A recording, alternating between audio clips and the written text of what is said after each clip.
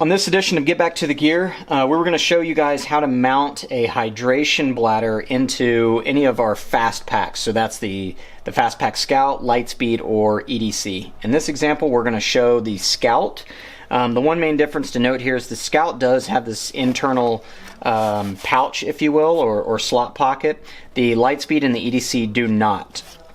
But our customer service has fielded some questions, and we've gotten some questions in the DMs and PMs on how exactly we recommend mounting a hydration bladder, whether it's this a hydro pack or a source, or whichever hydration bladder you might have. So there's a few ways to do it, and we'll just quickly touch on those.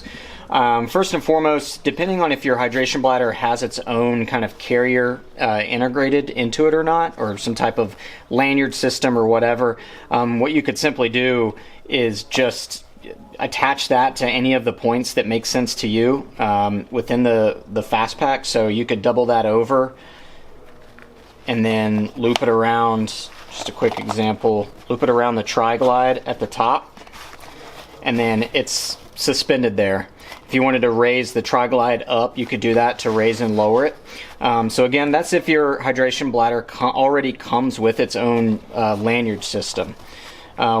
We normally don't usually use that method. We like to use what we're getting ready to show you here. So almost all hydration bladders nowadays has some type of slotted port at the top, or some type of attachment, various different attachment systems on the top. What we like to do is use the tri-glide system that comes within any of the fast packs. So just to show you two methods of doing that. Method number one is you can completely remove the tri-glide, take the webbing, loop it through whatever slot you might have, right? And then put that tri-glide back on, and then double it back through like so, and then that slotted port just gets caught on that tri-glide. So if you put a lot of water in there and a lot of weight, and it obviously slouches or wants to slouch down, it gets caught there on that tri-glide, and it can't back through. Reason why this method is so nice is because it's just easy to really cinch it down. So if you really want to get the hydration port to ride really close up here at the top, once you slide that through, you can really cinch that tri-glide down and then back the webbing back through, as you can see here, and then you can really get that hydration port to ride really high up in the pack. For some folks, I know that's what they might want to do. So that's example number one of what you can do. Example number two is when you receive your fast pack, the tri-glide's already going to be installed and looped, meaning it's going to already be in the bag like this, and then the webbing is going to be looped around and doubled back through. Basically what you want to do is just reverse that process to get to where I'm at right now, where the tri-glide can just travel freely up the webbing. And then you'll take the loose end, pass it through whatever slot there is, and then double that back through the tri-glide.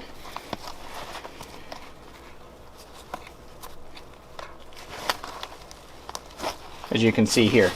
So just two easy methods. Like I said, there's really no right or wrong way, but just through the design of the bags and through our use cases, we find that the last two methods that I showed you seem to work the best. They help you get it to ride up in the pack the most easy, and to get your hydration bladder out at the end of the day, at the end of your adventure, it's also fairly easy. Those are just two different methods. And then when it comes to the port, we get a lot of questions on that. So I'm just going to quickly install this as I would. And then it comes time to put the hose in. On all the fast packs, you have a top hydration port with Hypalon reinforcement. So you can just pass your hose through there. Doesn't matter if you go, from the inside out or from the outside in. If you have a hose that's removable, most hoses these days now are. So just run that through, attach it like so, and then in the Scout, because of the integrated pocket, it's never a bad idea to just slide it into that pocket to give you some separation.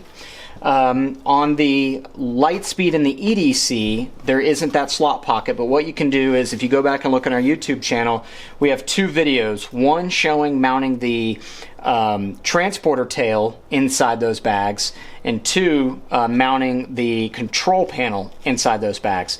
Both methods work to act as a makeshift kind of divider or separator or retention system against that hydration bladder. So obviously we just showed you how to suspend it from the top and hang it, and then you can go back and look at those videos to show you kind of how to keep it divided from the rest of your gear in your bag, or kind of keep it compressed against the pack. So if you get into some adverse movement or a lot of mobility or something, it's not sloshing around in your bag. Okay, so I've got my hydration bladder in there. I've slid the hose out, and now I need to decide if I want to go to the left shoulder strap or the right shoulder strap. In this particular case, I'm going to go to the left because I have a S1 pouch mounted on the left shoulder strap here. So excuse me, I'm going to go to the right. Now there's a few different ways you can do this. On all of our fast packs, we have various different sized loops going up and down the shoulder straps. If your hose is big enough, you can pass it through any one of those slots to kind of keep it in place like so. You could slide it under just some of this loose webbing that acts as the suspension system for the load lifters, so you could do something like that. But all of the fast packs come with 6 web dominators, which is what this is. So anything from the Scout, the Lightspeed, and the EDC, you're going to get 6 of these. And generally what works well for us is we'll just remove it from use one of those 6, and then attach that to some of the loose webbing. Again, on either side, your choice.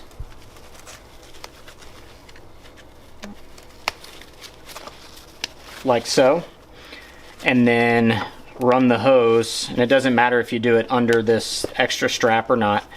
I'll just go ahead and flop it down. So then run your hose like so, and now the hose is retained against the shoulder strap. So you've got a nice low profile, easy to use system, and depending on how much hose you have or don't have, you might not even be able to, or you might not need to undo the webbing dominator to get a bite on your hose. You might be able to just grab it and hold it up and get a good bite on it. But even if you do, it's easy to just pop that, get a drink, put it back in place, and then just snap it in place there with the web dominator. So we hope that answers some of your questions. Thanks for tuning in with this episode of Get Back to the Gear.